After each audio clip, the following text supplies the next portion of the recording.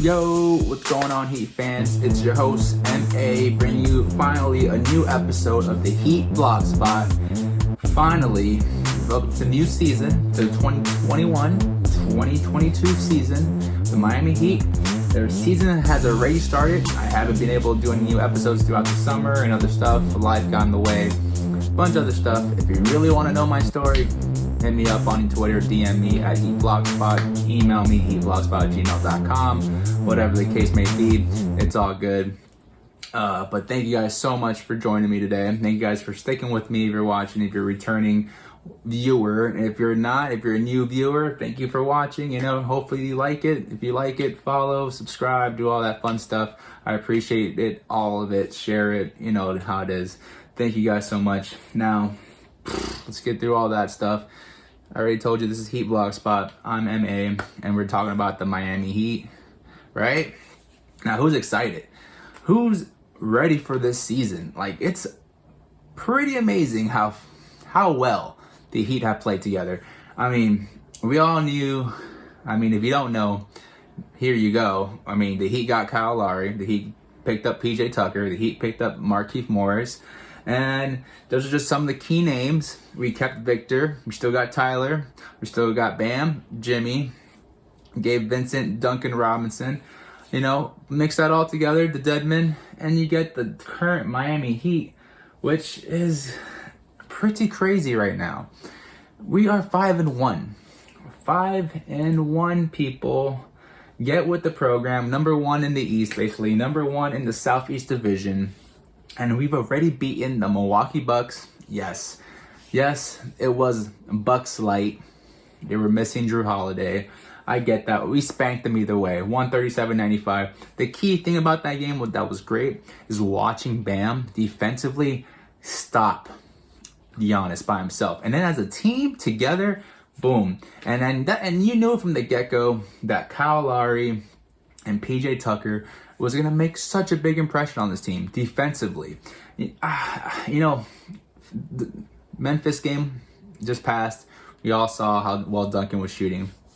But the first couple of wins, honestly, made me really, really proud of this team. And I know we're going to be far. No matter what our record goes, our team will do well in the playoffs just because of our defense. Like, our defense is already elite. It's looking dangerous. Teams, I'm sure, are not wanting to play against us. They're scheming on how to break it. I mean, okay, the next game was the Pacers. We lose. Kyle Lowry didn't play. I think it was kind of like Revertigo. That's what I'm going to call it, Revertigo. If you're a How I Met Your Mother fan, you know what I'm talking about, Revertigo. Where Jimmy Butler and Bam looked at each other and was like, oh, it's back to our old ways. And it was ugly. It was disgusting. We lose in overtime. It is what it is. Then we played the Magic, which was the right team at the right time because it was a young team, young guns. No one has any expectations for them. No veterans, really. The Heat can take advantage, which they did end up winning 90-107. And it was just good to see how this veteran team is going to respond to a young team because they never really went away, and then in the end we broke away. So that's great. We move on to the big guns in Brooklyn Nets. KD played, Harden played, pretty much the whole team played, minus Kyrie. We all know the Kyrie thing. He's doing his own thing. He decided that's his decision. He's a man. Whatever. Good riddance because we're Heat fans and we're ready to take this thing right now. And it was a good game because it was just the potential. If we got to go up against them, PJ Tucker's going to piss off KD again. We have a whole team of defenders together that can stop Harden and come over the plan. They didn't shoot particularly well, which went to our favor. We didn't shoot particularly well, but again, our defense carried us. Jimmy made big plays. Tyler Herro's going crazy. I haven't gotten to the boy wonder yet. And just to underline it, though, the boy wonder, Tyler Herro, has been awesome. I mean, I had not dropped him off of my Dynasty Fantasy team, and he's paying off dividends right now. So it's awesome. I mean, it's obvious. He's just so much better. He's bigger, stronger, and more confident. And he's ready, and Spo is confident in him. Spo is letting him run, and he's doing it all. He's going to the rim. He's hitting free throws. He's hitting mid-range. He's hitting threes. He's crossing people over. He's making plays for others. He's getting rebounds. The kid's getting really, really good. And it's awesome. It's awesome. We move on to Charlotte Hornets. Now, these next two games I'm going to talk about, the Hornets and the Memphis Grizzlies. I was a little worried about them. You know, young point guards, young teams, ready to run. You know, they're not going to give up. Those are teams that just love to go on runs. And if you let them capitalize on a run and gain enough confidence, they can ride that momentum to a W.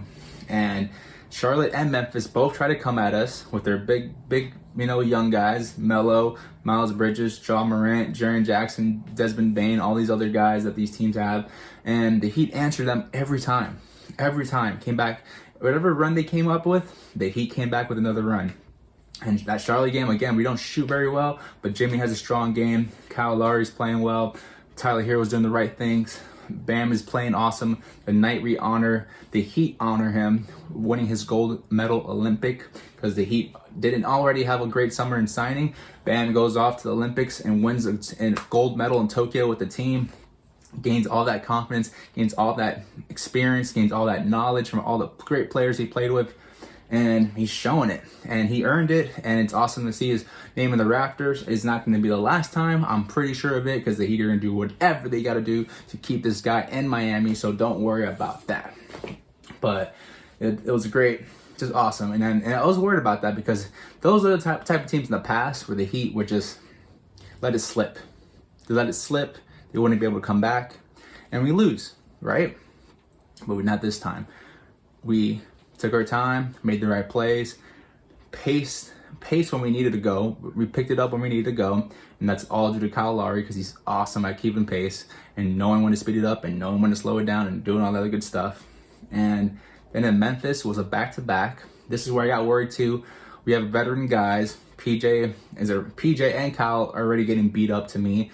If you guys notice, Kyle Lowry got the little, Barrest or whatever, the little ball he got in his elbow, and that looked bad. PJ just takes his hits because that's the way he plays. Bam didn't even play that game because of knee soreness. So you wonder, we haven't been shooting well, but this is the opportunity for Duncan now to make himself, a little more in the role.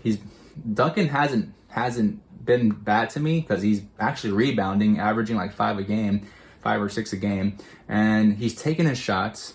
And he's playing really strong defense, and he's dribbling. Like, he's not just taking the ball and then stopping and then looking for the next pass. Like, he's keeping the offense flowing. He's moving, which may be a little too much for me right now. I kind of want him to go back to the old Duncan. I think one of the reasons why he hasn't been shooting so well is because he's trying to make the right play every time. And I think he has to remember that the right play every time is for him to shoot the ball. If he's a smidge open, just shoot it. Everyone else's job on the court, when you have the ball, is to get it back to you. So just shoot it. Just go with it.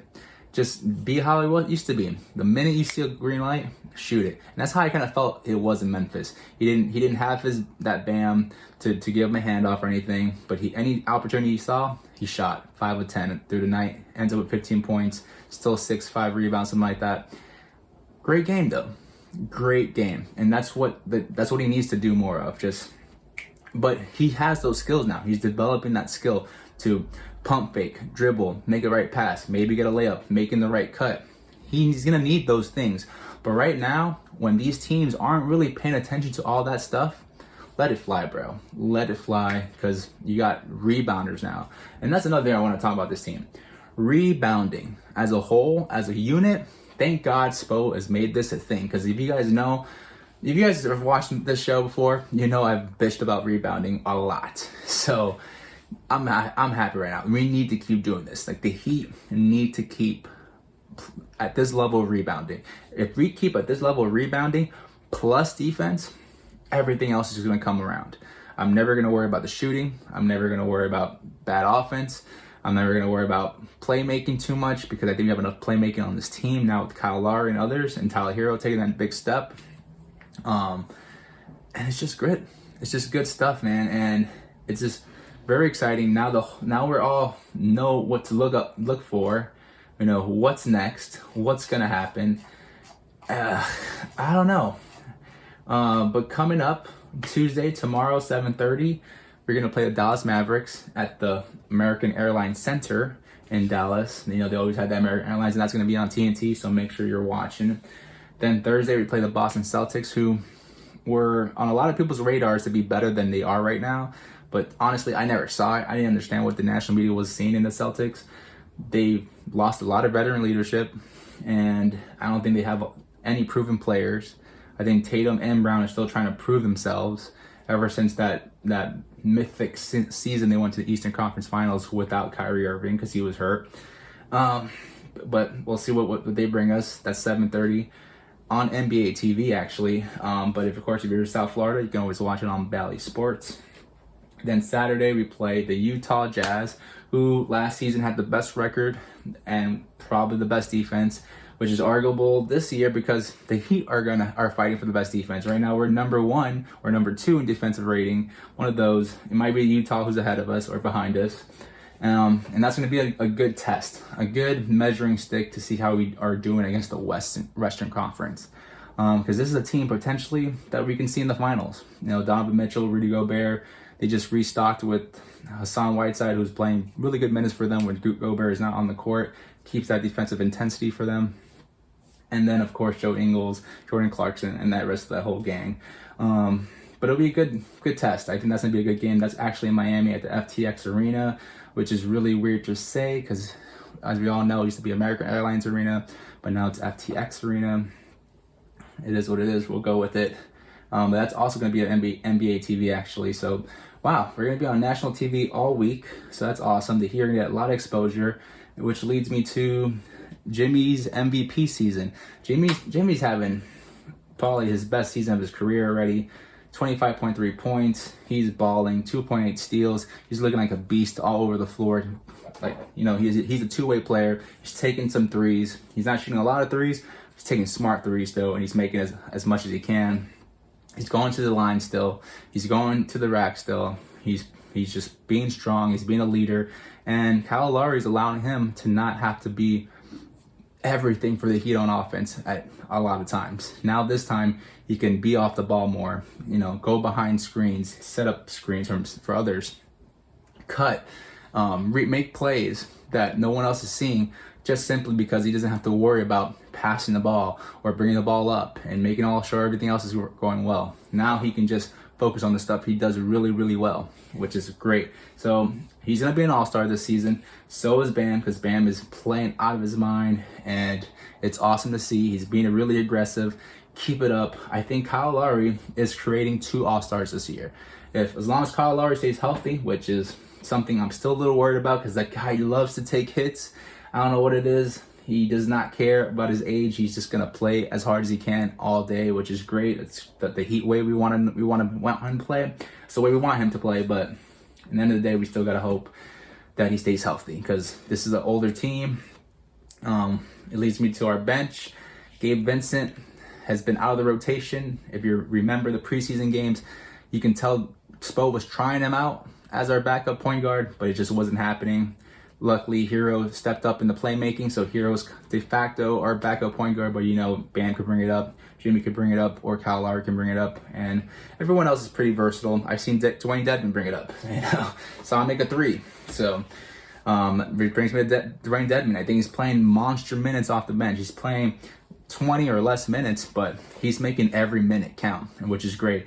I think another reason what makes him great is the insurance of Markieff Morris. Really had an iffy preseason where all of us were questioning, is this a good signing? And he's balling right now. He's playing strong minutes. He's not playing a lot, but he's playing good minutes, playing good, strong defense, rebounding when he can, hitting shots when he can. That mid-range is looking sweet, and the 3-point shot is there. So he keeps his up, he's going to be a great steal. And, you know, when we want to go smaller lineups, kind of like we did against Memphis, he can be that guy. We don't need to put Dwayne Dedman out there, which started. So we're looking good. And then let me not forget Max Strus, who I think is going to be like internally our most improved player. You know, Tyler, I can't say Tyler will probably be most improved player too in the end of the season for the Heat, but I think you gotta give props to Max Strus because he's already looking really good. Now the numbers haven't been there, like he hasn't been shooting or scoring a lot of points, but he's doing everything right. Playing strong defense, playing strong minutes, contributing as much as he can, making points when he can, making the right cuts, shooting with confidence, and that's all you can ask for. That's really all you can ask for, and he's right now to me outplaying his contract, which means the Heat did it again and found another gem. Boom, they did it again. We're still waiting on Victor Oladipo. We'll see what happens. I like Omer Yurtseven. I think he's really good. I like, was it Cody Martin? What we got, Cody or Caleb? Caleb Martin. We got Caleb Martin, the twin, 2-way contract. He's looking really good. I think he's going to be, he can play himself to a full contract. So, because if the Heat have to use him due to injury, and we pretty much use all his 2-way days, we still have a roster spot, and there's no buyouts candidates that we feel are going to really help us, he might just earn that final roster spot. And right now it wouldn't be a bad thing because he's playing at a high level, and there's potential in him, I can see. So I think that he did it again, picked up another good one on the cheap. Of course, he still got UD. He's the OG. You can't mess with the OD with UD. Marcus Garrett, another 2-way guy. I think we're not going to see much of him unless it's garbage time, unless we're up by a lot or we're down by a lot. And we'll see. I think he plays really, really good defense. His offense to me is a little iffy. We'll see if he sticks around. He could be the next Gabe Vincent, such as if we have to trade Vincent in the future as a throw-in. I can see Marcus Garrett become that Gabe Vincent de facto guy. And then there's KZ Okpala, who, if you remember last season when it started, I was telling everybody, get ready, KZ season, get on your fantasy teams, get KZ. And really what it was, I went to go see the Heat play Toronto in Tampa, because that's where I live, in Tampa Bay, and he went off. And that's the only time he's went off with the Heat jersey. But he went crazy. He hit a bunch of threes off the dribble and catch and shoots, and he was playing good defense, and I think he had like 25 points or something, and 10 rebounds or 11 rebounds, and he just looked really confident and shooting with confidence, and I don't know what happened, and he just lost it. And then that day was the last day we ever saw KZ Okpala. That was good, and so I don't have a lot of confidence that he will be good this year, but we'll see, guys. But that's pretty much my take, guys, so far on the Heat this year. If you guys want to know anything specific, remember, hit me up on Twitter at HeatVlogspot, or you can email me, heatvlogspot@gmail.com. It's all good. Also have Facebook, HeatVlogspot, even though it's dying, so whatever. I mean, beat a dead cow, I guess. I already guys told you the videos, and also one last thing, keep on the lookout.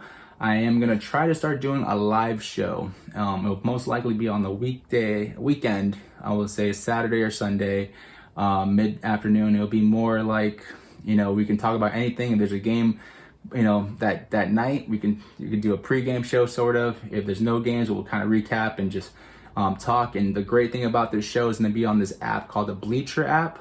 Download it, links in the description. The Bleacher app allows me and you to pretty much conversate during my live show. You can guys ask me questions. It's all on your phone.